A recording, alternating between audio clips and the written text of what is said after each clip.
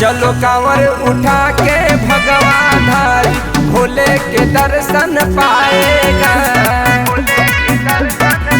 चलो कांवर उठा के भगवान धारी भोले के दर्शन पाएगा।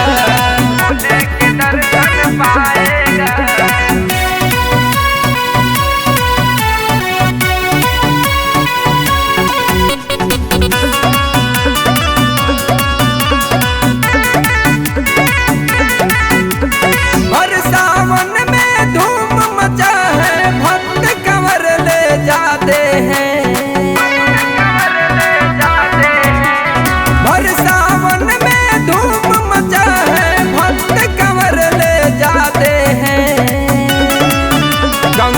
जल लेके जाते हैं भोले बाबा पर चढ़ाते हैं।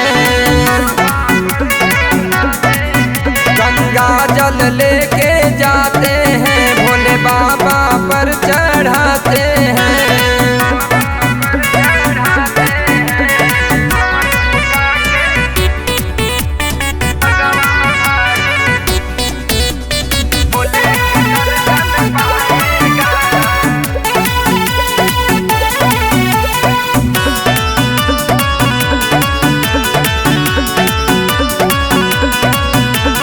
हाथ में त्रिशूल शोभे नंदी के सवारी बाबा।